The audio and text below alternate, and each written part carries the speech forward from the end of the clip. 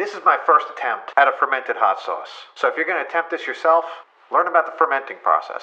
Don't just take my stupid word for it. Alright, now let's get into it. Start with a couple half-gallon wide-mouth mason jars. And then I also picked up some airlocks to keep the oxygen out. Oxygen is no good, could allow for mold to grow. Mold is no good. The way this style airlock works is it fits inside the little grommet that sits inside the lid, nice and airtight. Then you fill the container with water and let the little float sit on top. That's a really simple airlock. So here's my initial setup. I removed the stems from 3/4 pound of habanero peppers. Rinsed them off real good in cold water, chopped them in half, threw them all in the jars. I then made the brine using store-bought distilled water. You don't want to use tap water, sometimes has chlorine in it. Chlorine's no good, so get yourself some distilled water. For every quart of water, I added 2 tablespoons of fine sea salt. You can use kosher salt or sea salt, just stay away from iodized salt. Iodine also is no good. A 1 quart to 2 tablespoons of salt gives you a 3.6% brine. I ended up making about 3 quarts of the brine, so that was a total of about 6 tablespoons of salt. Make sure it's dissolved really well and pour it over your peppers. To keep the peppers submerged in the brine, I took a Ziploc baggie and poured more brine into that and closed it up, airtight. That was a weight to sit down on top of the peppers to keep them from floating up above the water. It's really important that you keep all the peppers submerged in the brine. Anything that pokes up above the water runs the risk of getting moldy. You then put your airlocks on tight and pour in some brine or distilled water until it's about halfway up. And store it somewhere out of sunlight at about 70 to 75 degrees. I just stuck mine in a kitchen cabinet. And now we just sit back and let the microbes do their work. Fermentation is going to take anywhere from 7 days to 2 weeks. Now I didn't film it, but I actually made 2 batches. One's a little bit smaller than the other. I was pretty excited, so each day I'd go in and check, waiting for science to happen. Day 1, nothing. Day 2, still nothing. But on day 3, I noticed that when I tilted the jar a little bit, it started releasing some of the bubbles that are getting trapped inside the peppers. And the release of carbon dioxide is a byproduct of fermentation. So the salt creates an environment where the bad microbes can't thrive, but the good ones can. And this is how we looked about 1 week in. The brine started to get a little cloudy, and from what I had read, cloudy is good. Cloudy means fermentation's happening. Now as the ferment goes on, it's very likely that you'll find calm yeast. Calm yeast is an aerobic yeast that forms when sugar is used up and the pH of the ferment drops. It's really common, it's harmless, and apparently if it forms, I shouldn't panic. If it's white or it's cream colored, it's probably calm yeast, you're good. It actually did form in one of my jars, but following directions from other guys who know more than I do, I just skimmed it off the top when I was done and ready to process. Because apparently, it can alter the flavor of your hot sauce, but it's not going to hurt you. Mold, on the other hand, which is usually raised and fuzzy, can be black, pink, green, blue, that's bad. You see anything that looks suspiciously like mold, toss your batch, you don't want to mess with it. Now, after about 2 weeks, fermentation is done, and the good microbes have done their job, and your sauce is ready to process. So apparently some guys go 2 weeks, other guys swear by letting their peppers age longer than that. I've read some guys go on 6 months or a year of aging. It's supposed to help with the complexity of the flavor. I let mine go about 6 weeks, and now I'm ready to process. It smells hard to describe, but it's kind of slightly sour and tangy. It should not smell unpleasant. It smells good. So I strain the peppers and reserve the brine. We'll use that later. And we'll toss all those peppers into a blender.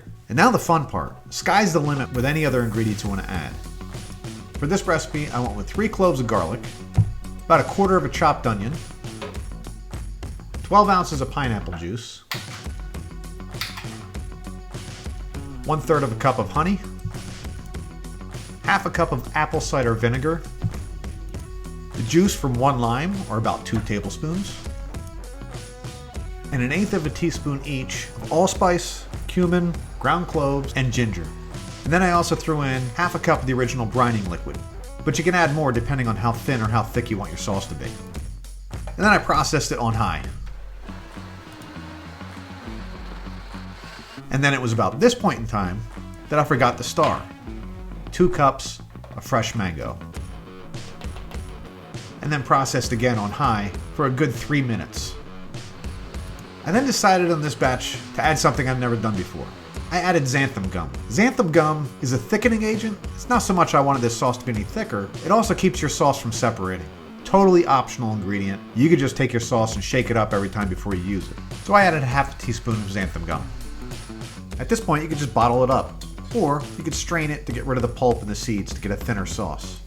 I decided to strain this one. I just pushed the sauce through a metal sieve using the backside of a spoon. Then what I was left with was this mash. Some people toss it, but this stuff is packed full of flavor, and I got another plan for it, and I'll show you in a little bit. And even though I'm going to refrigerate this sauce, I decided to pasteurize it as an added measure of protection. Pasteurizing will also prevent fermentation from kicking back in again, especially since I'm adding fresh ingredients. To pasteurize, you want to hold your sauce at least 180 degrees for 10 minutes minimum. I also added about 1/3 cup more apple cider vinegar to thin it out some more. Then, while the sauce is still hot, I fill my bottles. I only had 3 bottles left here, so I ordered some more off Amazon. In the meantime, I'll store the excess in jars. Then I immediately put the caps on while it's still hot. Carefully invert the bottles. That'll help sanitize the caps. And now, what to do with that mash? Get myself some parchment paper.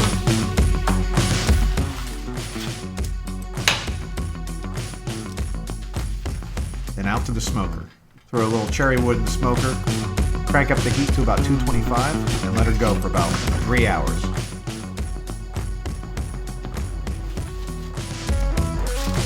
Now that it's completely smoked and dried, it goes into a coffee grinder.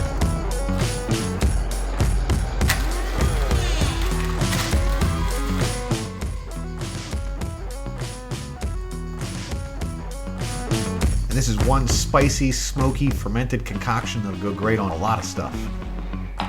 All right, so I'm not gonna lie, I actually tasted this before when I was off camera, and it's pretty good, but I love the consistency of this. It's probably a little bit thicker than most of the sauces I've made before, but that smell, it just smells so good.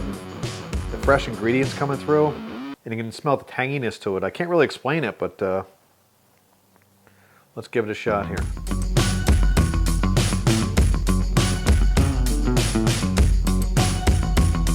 That heat is like a creeper, like you don't get it right off the front end. Kind of builds a little bit, but it's not like killer. The mango and the pineapple, that citrus flavor, all those fresh ingredients really coming through. That's like a good everyday sauce. But for my first go at fermenting hot sauces, I'm thrilled with the way this turned out. It'll go great on a lot of things. Next time I'll do a ferment with peppers in there along with garlic and maybe some other ingredients. In fact, right after I finished filming, I couldn't help myself. I was excited to start my next batch. I went with habaneros, pineapple chunks, red bell pepper, and a little bit of garlic. And in about another month, I'll be ready to process this one. Flavors are limitless in terms of what you can throw in there.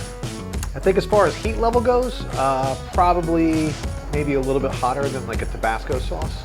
Definitely hotter than a Frank's Red Hot, but not killer. It's not like these are super hots. So, but anyway, I'm thrilled with the way this turned out. If you have any suggestions or recommendations or see anything that I screwed up on and it's bothering you, let me know down in the comments. I'm still learning, and I can't wait for my next batch. I think next week my peppers are going to go in outside, and this summer I think ferment is the way to go.